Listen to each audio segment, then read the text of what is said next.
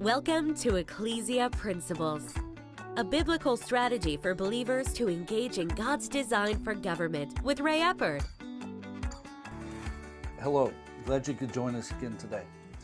This is Ecclesia Principles, and right now we are looking at the concept or the principle of separation of powers. Now, we've talked about it before in regards to separation of powers within government, but that is really an outgrowth of the overarching concept of the separation of powers through the four jurisdictions that God has established: self-government, family government, civil government, and church government.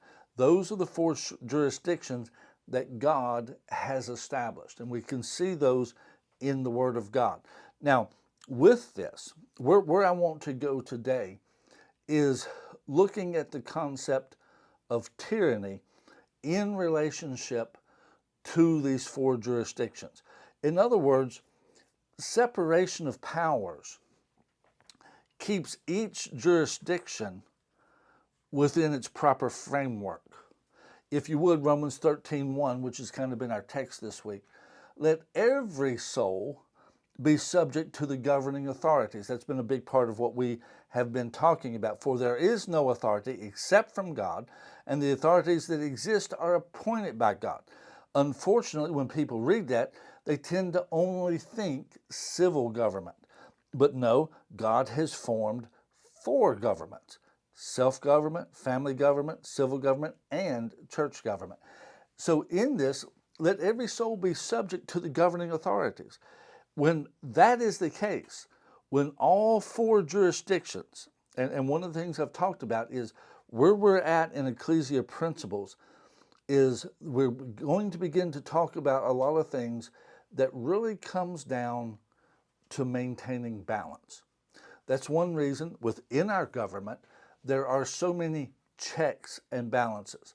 That's why you have a separation of powers within government.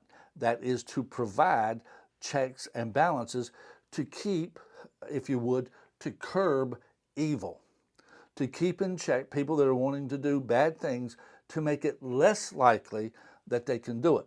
Now, it's not a guarantee, and obviously history shows us it's not a guarantee, but that is the initial design, is to keep it from getting out of whack and somebody to keep from being able to do terrible things. Again, not that it's a perfect scenario because you're dealing with imperfect people. That's just not going to be the case. But with this, the checks and balances of life are found within the four jurisdictions. That's where those checks and balances are found. And they have to, the boundaries of those jurisdictions have to remain intact. And if you would, maintaining those boundaries are being subject to the governing authority. That when civil government gets up close to the jurisdiction of self-government, they stop at the line. When family government, or let me use a different one, when church government comes up to civil government, when it gets up close to that line, it has to stop. It has its own distinct boundaries. When civil government gets up close to church boundary of that jurisdiction, it needs to stop. As long as everybody stops before they get to the other person's jurisdiction, then everything will be all right. It will work. Here's the problem. The word tyranny, and I did share a little bit of this yesterday. The word tyranny, if you do a etymological study of that word, you will find out that in its original meaning, it dealt with the usurping or the taking of someone else's or some group's right and exercising that authority yourself, even though it didn't belong to you. And it had no concept of whether you were doing something good with it or you were doing something bad with it. The bottom line was, it wasn't your right to make the choice. And you were making the choice.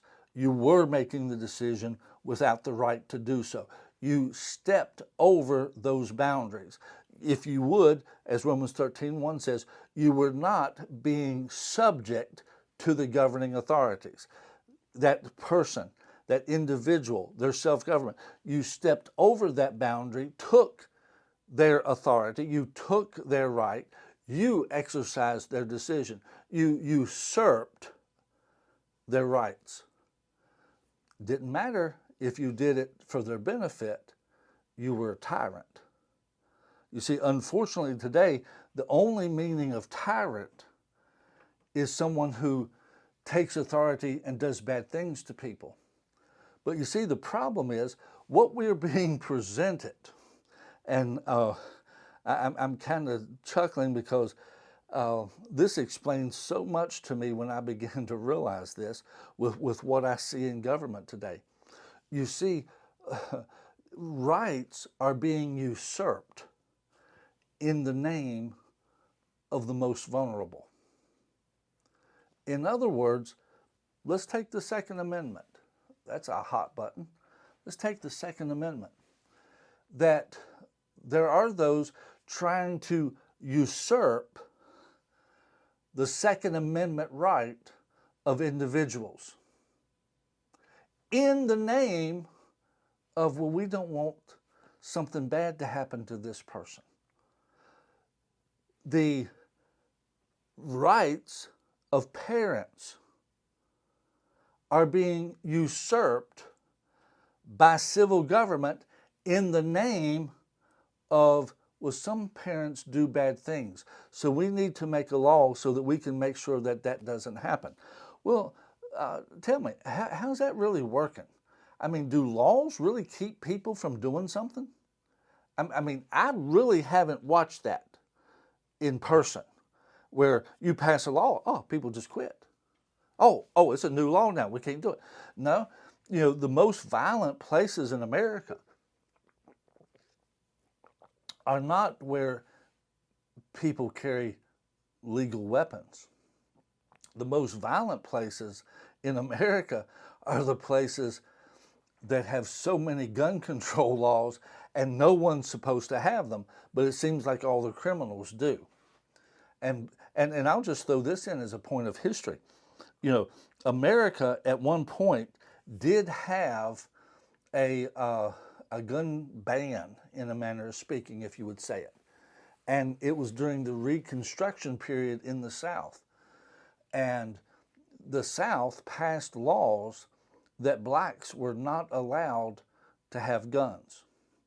Now, if you look at the history of the effect of those laws in the South, you will find that the lynchings started after the guns were confiscated.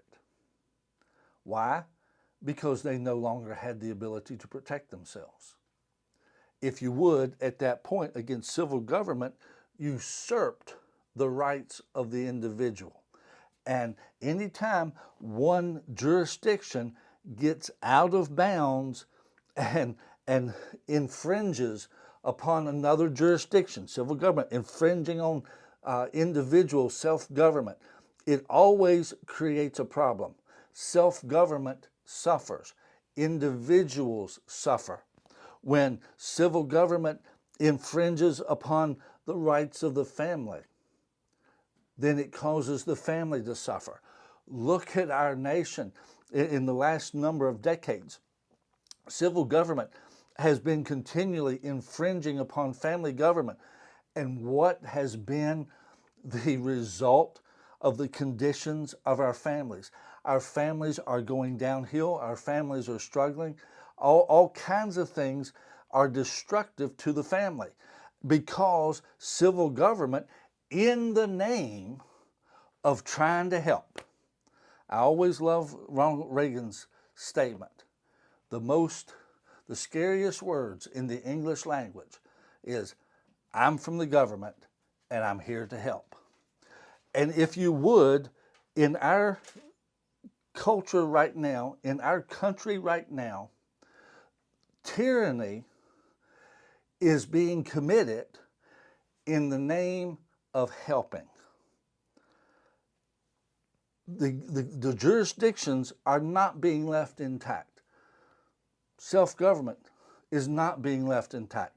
The right to make your own choice, the right to have freedom of speech, the right to promote your own beliefs, freedom of the press, the right to promote that. No, you'll get canceled. No, you'll get all of these bad things. You're not going to be allowed to do that. You will be censored here. You will be censored there. And the government, through various means, will be the one behind that happening. But it's all in the name of helping. You see, that's why we have to understand the true nature of tyranny is not to accomplish evil or to do evil to people. Tyranny is simply and basically the stealing away of the rights and the authority of another jurisdiction, whether it's to help or to not. Because the bottom line is once they understand that you will give up your jurisdiction to help, you will let them have it if they will help, then they will not stop helping. They will not find a place where they can stop helping until they actually bring everything else in under their jurisdiction. The idea of our culture today is to have civil government over top of everything. It's not a balance of the four jurisdictions. It's not every soul being subject to the governing authorities of the jurisdictions that God has established. No, it is every soul needs to be subject to civil government. Individuals need to be subject. Families need to be subject. Churches need to be subject. That, and it doesn't matter what it's promoted as. It might be promoted as the most helpful, wonderful thing in the world, but it's tyranny. It is tyranny. It is the usurping of the rights of other people and using it yourself. The control over education that is going on right now. Civil government does not want parents involved. The bottom line, the Bible tells children, obey your parents. It doesn't say children, obey the Department of Education. It doesn't say children, make sure you obey Child Protective Services. Children, make sure you do. No, it says children, obey your parents in the Lord. Now, at that point, parents are responsible. And again, this is a balancing act. There are people that because of how they treat their kids should be taken away from them. It's a balancing act. But we've got to understand, just because one person violates things and judgment should come, punishment should come, that doesn't mean you do away with the jurisdiction in the name of trying to help everybody all at once. No, that is tyranny. It is tyranny in its slickest, most deceptive form. I'm from the government, and I'm here to help. Government is the biggest one that needs to subject itself to the governing authorities. Again, go back and read the Bill of Rights. That's what the Bill of Rights was all about, was making sure that the civil government understood there were other jurisdictions, 3 jurisdictions, that they were to subject themselves to. They could not override those jurisdictions, because if they did, it was tyranny. God bless you. See you tomorrow.